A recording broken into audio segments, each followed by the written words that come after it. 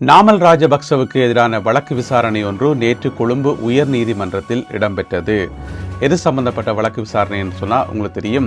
70 million ரூபாவை அவர் மோசடி செய்தார் என்று சொல்லி, இலங்கையில் ரக்பி விளையாட்டை ஊக்குவிக்கப் போகிறேன் என்று சொல்லி இந்தியாவைச் சேர்ந்த கிறிஸ் நிறுவனத்திடமிருந்து 70 மில்லியன் ரூபாவை மோசடி செய்தார். அதை ஒழுங்காக பயன்படுத்தலைன்னு சொல்லி அவர் மேலே ஒரு வழக்கு கொண்டு போய் கொண்டிருக்குது. அப்போ அந்த வழக்கு சம்பந்தமாக நேற்று ஒரு விசாரணை ஒன்று இடம்பெற்றது. அப்போ குற்றப்புலனாய்வு பிரிவினர் நீதிமன்றத்துக்கு ஒரு தகவல் ஒன்று சொன்னார்கள். என்ன தகவல் என்று சொன்னால், என்னடா முக்கியமான 2 பேர் சாட்சியம் சொல்ல வேண்டியிருக்கு இந்த வழக்குக்கு. யார் அந்த முக்கியமான 2 பேரும் என்று சொன்னால், அவர்கள் இந்தியாவை சேர்ந்தவர்கள். ஏனென்று சொன்னால் இதில் இந்திய நிறுவனம் ஒன்று சம்பந்தப்பட்டது தானே, கிறிஸ் நிறுவனம். அப்போ அந்த நிறுவனத்தை சேர்ந்த 2 பேர் சாட்சியம் சொல்ல வேண்டியிருக்குது இலங்கைக்கு கொழும்பு நீதிமன்றத்தில். அப்போ அவர்களை தங்களால் தொடர்பு கொள்ள முடியலை, நாங்கள் ட்ரை பண்ணி பார்த்தினாங்க, ஆனால் ஆக்களை தொடர்பு கொள்ள முடியலை என்று சொல்லி குற்றப்புலனாய்வு பிரிவினர் நீதிமன்றத்துக்கு அறிவித்தார்கள். அதனை அடுத்து நீதிபதி உத்தரவு பிறப்பித்திருக்கிறார்.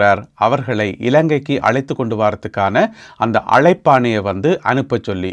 அதாவது இப்போ ஒரு ஆள் இலங்கையில் இருக்கிறார் என்று சொன்னால், நாட்டுக்குள்ளேயே இருக்கிறார் என்று சொன்னால் அவருக்கு அழைப்பாணை அனுப்புறதுக்கு ஒரு மெதட் இருக்குன்னு வைங்களேன். ஆனால் வெளிநாட்டில் இருக்கிறாக்களை கூட்டிக் கொண்டு வரத்துக்கு வேறு விதமான சில நடைமுறைகள் இருக்காம். நான் இப்போ எம்பசிக்கு அறிவிச்சு, எம்பசி கூடாக இந்திய அரசாங்கத்துக்கு அறிவிச்சு அந்த மாதிரி ஏதாவது முறைகள் இருக்கும் போலடக்கு. எனவே அந்த முறைகளை பயன்படுத்தி உடனடியாக ஆக்களை நீதிமன்றத்துக்கு கூட்டிக் கொண்டு வாங்கன்னு சொல்லி அழைப்பாணையை அனுப்ப சொல்லி நீதிபதி உத்தரவு பிறப்பித்திருக்கின்றார். இந்த வழக்கு அடுத்த மாதம் ஜூலை மாதம் 7ஆம் தேதி விசாரணைக்கு வர இருக்கிறது. இங்கால இலங்கை பக்கம் பார்த்தீங்கன்னு சொன்னால் எல்லா விசாரணைகளும் நடத்தி முடிச்சாச்சு. இங்கே விசாரிக்க வேண்டிய ஆக்களை விசாரித்து, சாட்சியங்கள் எடுக்க வேண்டிய ஆக்களை எடுத்து, நாமல் ராஜபக்சட்ட எல்லா சாட்சியங்கள் எல்லாம் வாங்கி எல்லாம் முடிச்சாச்சு. இப்போ மிஞ்சி போயிருக்கிறது அந்த இந்தியாவை சேர்ந்த 2 பேர் சாட்சியம் சொல்கிறது மட்டும்தான். அவர்களுடைய சாட்சியமும் பதிவு செய்யப்பட்டால் இந்த வழக்கு ஒரு முடிவுக்கு வரும் என்று சொல்லப்படுகிறது. எப்படியோ அடுத்த மாதம் அளவில் இந்த வழக்கு ஒரு முடிவுக்கு நாமல் ராஜபக்சவுக்கு ஏதாவது சம்பவங்கள் நடக்கும் என்று சொல்லி பொதுவாக எதிர்பார்க்கப்படுது. எனவே இந்தியாவை சேர்ந்த அந்த 2 நபர்களையும் மிக விரைவில் இலங்கைக்கு அழைப்பதற்கான அழைப்பாணையை அனுப்பும்படி நீதிபதி உத்தரவு பிறப்பித்திருக்கின்றார். என்ன நடக்கப் போகுது என்பதை பொறுத்திருந்து பார்ப்போம்.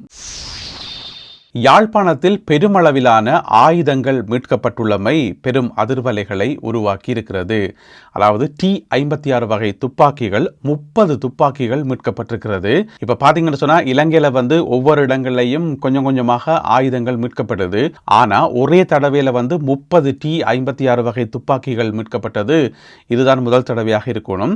என்ன நடந்திருக்குன்னு சொன்னால், யாழ்ப்பாணம் கொட்டடி பகுதியில் இருக்கக்கூடிய ஒரு தனியார் காணியில் அந்த வீட்டில் இருக்கிறார்கள் என்ன செய்யணும் சொன்னால், வீட்டுக்கு டாய்லெட் கட்டத்தானே வேணும். அதுக்காக அந்த கிடங்கு பிட் வெட்டுறதுக்காக தோண்டி இருக்கிறோம். தோண்டும் போது பார்த்தா ஏதோ உள்ளுக்க உரப்பைகள் பேக் மாதிரி எல்லாம் இருந்திருக்குது. சரி என்று போட்டு எடுத்து செக் பண்ணி பார்த்தா எல்லாமே துப்பாக்கிகள், 30 T-56 வகை துப்பாக்கிகள். உடனடியாக போலீஸுக்கு அறிவிக்கப்பட்டு போலீஸ் ஆர்மி எல்லாம் மிச்சத்தை வெளியில் எடுத்தது, தோண்டி வெளியில் எடுத்தது. அப்போ T-56 வகை துப்பாக்கிகள் 30, பிறகு அவற்றுக்கு தேவையான ரவைகள் 5000 ரவைகள் மீட்கப்பட்டிருக்கின்றன. எல்லாமே துருப்பிடிச்ச நிலைமையில தான் இருந்தது. நீண்ட காலத்துக்கு முதல் தாக்கப்பட்டிருக்கு போலடக்கு. அதனால துருப்பிடிச்சிருந்தது. இருந்தாலும் ஒரே தடவையில் இவ்வளவு ஆயுதங்கள் மீட்கப்பட்டமை இதுதான் சமீப காலத்தில் இதுதான் முதல் தடவை என்று சொல்லப்படுகிறது. இந்த துப்பாக்கிகள் இயக்கத்துக்கு சொந்தமாக இருக்கலாம் என்று சொல்லி முதற்கட்டமாக இராணுவத்தினர் தெரிவித்திருக்கிறார்கள். ஏனென்று சொன்னால் இந்த துப்பாக்கிகள் புதைச்சு வைக்கப்பட்டிருந்த அந்த இடம், மற்றது அந்த துருப்பிடிச்சதில் வச்சு கண்டுபிடிக்கலாம் தான் எவ்வளவு காலமாக இது மண்ணுக்கு இருந்திருக்கும் என்று சொல்லி. எனவே முதல் கட்டமாக இது இயக்கத்தினுடைய ஆயுதங்களாக இருக்கலாம் என்று சொல்லப்படுகிறது. இருந்த போதிலும் கூட விசாரணைகள் இடம்பெற்று வருகின்றன. அடுத்ததாக நெடுந்தீவில் கரை ஒதுங்கிய மர்ம பொதிகள் 6 பொதிகள் கரை ஒதுங்கி இருக்கின்றன நெடுந்தீவு கடற்கரை பகுதியில். அதாவது நெடுந்தீவில் இருக்கக்கூடிய வெள்ளை கடற்கரை என்று சொல்லி ஒரு பகுதி ஒன்று இருக்காம். நான் கேள்விப்பட்டதில்லை, அங்கே போனதில்லை. எனவே இந்த காணொலியை நெடுந்தீவிலிருந்து பார்க்குறாக்கள் அல்லது நெடுந்தீவுக்கு அடிக்கடி போயிட்டு வராக்கள், உங்களுக்கு அதை பற்றி ஏதாவது தகவல் தெரிஞ்சால் நீங்கள் சொல்லலாம். அது என்ன வெள்ளை கடற்கரை, மணல் ஏதாவது வெள்ளையாக இருக்குமா என்னன்னு சொல்லி. எனவே அந்த கடற்கரை பகுதியில் பார்த்தீங்கன்னு சொன்னால், இப்போ நேவி அடிக்கடி சுற்றுக்காவலில் ஈடுபடுவீங்க தானே. அப்படி நேவி சுற்றுக்காவலில் ஈடுபடக்குள்ள சந்தேகத்துக்கிடமாக ஒரு 6 மூட்டைகள் இருந்திருக்குது. அப்போ அது என்ன 6 மூட்டைகள் என்று சொல்லி போட்டு அதை போய் செக் பண்ணி பார்த்தா உள்ளுக்குள்ளே இருந்தது எல்லாமே ஏதோ ஒரு வெளிநாட்டில் இருந்து கொண்டு வரப்பட்ட பொருட்கள் போல இருக்குது. என்னென்னு சொன்னால் சிகரெட்ஸ் இருந்திருக்குது, அதாவது 500 பேக்கெட் சிகரெட்ஸ் இருந்திருக்கு உள்ளுக்குள்ள. அதே போல் கிருமி நாசினிகள் சின்ன சின்ன பேக்கெட்ஸில் வந்து 2295 கிருமி நாசினிகள், அதே போல் மருந்து பொருட்களும் இருந்திருக்குது. மிக முக்கியமாக உடம்புல பூசுகிற அந்த களி இருக்குது தானே, காயங்களுக்கு புண்ணுகளுக்கு பூசுவோம், அந்த களி வந்து 2569 பேக்கெட்ஸில் வந்து இருந்ததாம். அதே போல் அழகு சாதன பொருட்கள் ஒரு 165 அழகு சாதன பொருட்கள், வாசனை திரவியங்கள் 64 வாசனை திரவியங்கள் என்று சொல்லி இந்த மாதிரியான பொருட்கள் எல்லாம் வந்து வடிவா பேக் பண்ணப்பட்ட அந்த 6 மூட்டைகள்லையும் வந்து இருந்திருக்குது. நேவி இப்போ அதை வந்து கைப்பற்றி இருக்கின்றார்கள். எனவே அது சம்பந்தப்பட்ட விசாரணைகளும் இடம்பெற்று வருகின்றன. இந்த வருடம் அக்டோபர் மாதம் 2847 தாதியர்கள் நர்ஸ்மார் வந்து நியமிக்கப்படுவார்கள். நாடு முழுவதும் இருக்கக்கூடிய மருத்துவமனைகளில் பகிர்ந்து நியமிக்கப்படுவார்கள் என்று சொல்லி அமைச்சர் நலிந்த ஜெயதிச அவர்கள் சொல்லியிருக்கின்றார். இந்த வருஷம் அக்டோபர் மாதம் 2847 தாதிமார். என்னென்னு சொன்னால் நேற்று வந்து கொழும்பில் ஒரு நிகழ்ச்சி ஒன்று நடந்தது. அதாவது கொழும்பில் வந்து நர்சிங் ஸ்கூல் இருக்குது தானே, தாதியர் பயிற்சி கல்லூரி, அவர்களுடைய ஒரு நிகழ்ச்சி வந்து அலரி மாளிகையில் இடம்பெற்றது. அதாவது இந்த தாதியர் பயிற்சியில் ஈடுபடுகின்ற தாதியர்கள் வந்து ஒரு குறிப்பிட்ட கட்டத்துக்கு பிறகு அவர்களுக்கு தொப்பி அணிவிக்கிறதா. நினைக்கிறேன் இந்த தாதியா வந்து அப்புறம் தொப்பி போடுறதானே, அதை வந்து ஒரு சம்பிரதாயமாக தொடக்கி வைக்கிற போல இருக்கு. அந்த ஒரு நிகழ்ச்சி தான் நேற்று நடந்தது. அதில் வந்து கலந்து கொண்ட சுகாதார அமைச்சரும் ஊடக அமைச்சரும் ஆகிய டாக்டர் நலிந்த ஜெயதிஸ் அவர்கள் இந்த புள்ளி விவரங்களை வந்து சொல்லியிருக்கார். இந்த வருஷம் அக்டோபர் மாதம் 2847 பேரை நியமிக்க போகிறோம். அதே போல் 2028 ஆண்டில் பார்த்தீங்கன்னு சொன்னால் 2 விதமான நியமனங்கள் இருக்குது. ஒன்று 2028 ஆண்டு மார்ச் மாதத்தில் பார்த்தீங்கன்னு சொன்னால் 1949 பேர் நியமிக்கப்படுவார்கள், புதிதாக நர்ஸ்மார் நியமிக்கப்படுவார்கள். அதே வருஷம் 2028 ஆண்டு ஆகஸ்ட் மாதத்தில் பார்த்தீங்கன்னு சொன்னால் 2920 பேர் நியமிக்கப்படுவார்கள். அந்த அடிப்படையில் வந்து 2030 ஆண்டளவில் 13600 புதிய தாதிமார் நியமிக்கப்படுவார்கள் என்று சொல்லி இந்த புள்ளி விவரங்களை வந்து டாக்டர் நலிந்த ஜெயதிச அமைச்சர் சுகாதார அமைச்சர் வந்து தெரிவித்திருக்கின்றார். ஏனென்று சொன்னால் ஒவ்வொரு வருஷமும் வந்து எத்தனை பேர் பாஸ் அவுட் ஆகினோம், எத்தனை பேர் அந்த பயிற்சிகள் எல்லாம் முடிச்சு கொண்டு வெளியில் வரணும்னு சொல்லி தெரிந்தானே, அப்போ அதை அடிப்படையாக வச்சுக்கொண்டு இந்த புள்ளி விவரங்களை வந்து சொல்லியிருக்கின்றார். எனவே நல்ல விஷயம். நிறைய மருத்துவமனைகளில் வந்து தாதியர்களுக்கான தட்டுப்பாடுகள் இருக்கிறது எங்கள் எல்லாருக்குமே தெரியும். அதே மாதிரி மருத்துவர்களுக்குமே தட்டுப்பாடுகள் இருக்கின்றன. எனவே இந்த மாதிரியான நியமனங்களை கொடுக்கிறது வந்து வரவேற்கப்பட வேண்டிய விஷயம். வெளிநாடுகளுக்கு பணம் அனுப்பிய நபர் ஒருவர், வர்த்தகர் ஒருவர் கைது செய்யப்பட்டிருக்கின்றார். பொதுவாக பார்த்தீங்கன்னு சொன்னால் இலங்கையில் வெளிநாடுகளில் இருந்தால் இலங்கைக்கு காசு அனுப்புறது. ஆனால் இவர் என்ன செய்யக்காருன்னு சொன்னால் இலங்கையிலிருந்து வெளிநாடுகளுக்கு காசு அனுப்பியிருக்கார். அதுவும் கொஞ்ச நெஞ்ச காசு அனுப்பியில் எவ்வளோன்னு சொன்னால் 19,000 கோடி ரூபா, 19,000 கோடி ரூபா காசை வந்து இலங்கையிலிருந்து வெளிநாடுகளுக்கு அனுப்பியிருக்கார், வேறு நாடுகளுக்கு வந்து அனுப்பியிருக்கார். அப்போ இவ்வளோ காசு அவருக்கு எப்படி வந்தது? இவ்வளோ காசு வந்து அவருடைய சொந்த காசாக இருந்தால் இலங்கையிலேயே மிகப்பெரிய ஒரு பணக்காரனாக அவர் இருப்பாரே என்று சொல்லி நீங்கள் யோசிக்கலாம். அது சம்பந்தமாக தான் இப்போ போலீஸார் வந்து விசாரித்து கொண்டு வரார்கள்.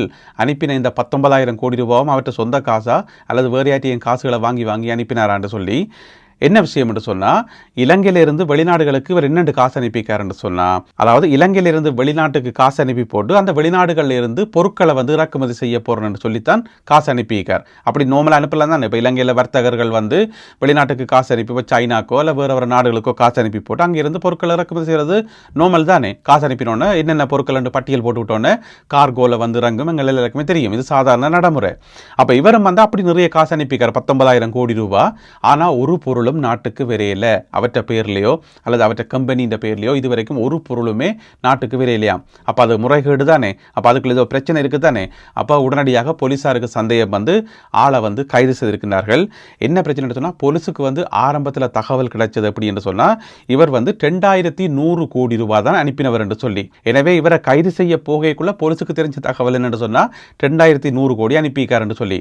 பிறகு கைது செய்து விசாரிச்சா அப்புறம் தான் தெரிய வந்திருக்குது இல்லை 19,000 கோடி ரூபாய் காசை வந்து வெளிநாட்டுக்கு அனுப்பிக்காருன்னு சொல்லி. என்னென்னு சொன்னால் ஒரு நிறுவனம் ஒன்றை பதிவு செய்து கொழும்பில் இருக்கிற நிறுவனமாம். அந்த நிறுவனமே ஒரு பொய்யான நிறுவனமாம். சும்மா பதிஞ்சபடி இலக்கே தவிர நிறுவனத்தில் வேறு எந்த வேலையும் இல்லை. என்ன பேரை வைக்கிறேன்னு சொல்லி யோசிச்சு போட்டு ஒரு பொதுவான ஒரு பேரை வச்சுக்கார், AY இன்வெஸ்ட்மெண்ட். AY இன்வெஸ்ட்மெண்ட் ஒரு பேரை வச்சு போட்டு அதுக்கு ஒரு வங்கி கணக்கொண்டை திறந்து போட்டு கொழும்பில் வச்சு என்ன செய்யக்காருன்னு சொன்னால் இந்த வெளிநாடுகளுக்கு பெருந்தொகை பணத்தை அனுப்புறதுக்கு ஒரு முறை ஒன்று இருக்குது வங்கிகளில். அதாவது TT என்று சொல்கிறது. என்னென்னு சொன்னால் டெலிகிராஃபிக் டிரான்ஸ்ஃபர் என்று சொல்லி சொல்கிறது. நார்மலாக வங்கிகளில் புழக்கமுள்ளாக்களுக்கு தெரியும், வங்கிகளில் வேலை செய்கிறாக்களுக்கு தெரியும் TT என்று சொல்கிறது. அந்த முறைகளால் வந்து வெளிநாடுகளுக்கு வந்து காசு அனுப்பிக்கார், இவ்வளோ பெருந்தொகையான காசு அனுப்பிக்கார். ஆனால் அங்கேருந்து ஒரு பொருளும் வரையில. எனவே இது சம்பந்தமான விசாரணைகள் இடம்பெற்று வருகின்றன. கண்டிப்பாக கண்டிப்பாக அந்த 19,000 கோடி ரூபாவும் அவருடைய சொந்த காசாக இருக்க வாய்ப்பே இல்லை. எனவே வேறு ஆக்கள் அரசியல்வாதிகளாக இருக்கலாம், அல்ல மாஃபியாக்களாக இருக்கலாம், ஆற்றியென்று தெரியல. விசாரணைகள் தொடர்ந்து இடம்பெற்று வருகின்றன. லஞ்ச ஊழல் ஆணைக்குழுவால் முக்கியமான 3 நபர்கள் நேற்றைய நாளில் கைது செய்யப்பட்டிருந்தது உங்கள் எல்லாருக்குமே தெரியும். பிறகு நேற்று பின்னேரம் அவர்கள் நீதிமன்றத்தில் முற்படுத்தப்பட்டு இப்பொழுது ஜூலை மாதம் 3ஆம் தேதி வரை அவர்கள் விளக்கமறியலில் வைக்கப்பட்டிருக்கின்றார்கள். 6 ஆக்கள் என்று பார்த்தீங்கன்னு சொன்னால், ஒரு ஆள் முன்னாள் அமைச்சர் விஜயதாச ராஜபக்சவினுடைய மகன், அவர் ஒரு சட்டத்தரணி, ரகித நிர்மல ராஜபக்ச, அவரும் கைது செய்யப்பட்டிருந்தவர். அதே போல் எஸ்ஜேபி கட்சியினுடைய ஹொரணை அமைப்பாளர் சரித் வசந்தகுமார, அவரும் கைது செய்யப்பட்டிருந்தவர்.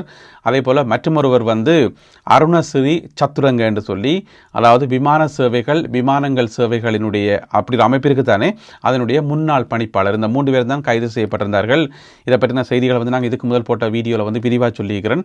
எனவே இந்த 3 நபர்களும் இப்பொழுது விளக்கமறியலில் வைக்கப்பட்டிருக்கிறார்கள். பிரபல பாதாள உலக குழு உறுப்பினர் ஹரக் கட்டாவுடன் நெருங்கிய தொடர்பை பேணினார்கள் என்று சொல்லி, நேற்று இவர்கள் கைது செய்யப்பட்ட சம நேரத்தில் பார்த்தீங்கன்னு சொன்னால், இவர்களால் உரையாடப்பட்ட ஒரு உரையாடல் ஒன்று சமூக வலைத்தளங்களில் பரவினது. அதாவது இவர்கள் ஹரக் கட்டாவினுடைய மனைவியுடன் உரையாடுகின்ற அந்த உரையாடல், அதில் கணக்க விஷயங்கள் எல்லாம் சொல்லி காசு கொடுக்கல் வாங்கல்கள், 12 கோடி ரூபாய் காசை எப்படி வாங்கினது, இங்கே வச்சு வாங்கினது, இந்த மாதிரியான விவரங்கள் எல்லாம் அதில் இருக்குது. எனவே அது சம்பந்தப்பட்ட விசாரணைகள் இடம்பெற்று வருகின்றன. அதனுடைய ஒரு கட்டமாகத்தான் இந்த 3 பேரும் கைது செய்யப்பட்டிருந்தார்கள். இப்பொழுது அவர்கள் விளக்கமறியலில் வைக்கப்பட்டுள்ளார்கள். இந்த காணொலியில் பகிர்ந்து கொள்ளப்பட்ட செய்திகள், தகவல்கள் தொடர்பான உங்களுடைய கருத்துக்களை மறக்காமல் கீழே எழுதுங்கள். மீண்டும் சந்திப்போம் உறவுகளே. நன்றி, வணக்கம்.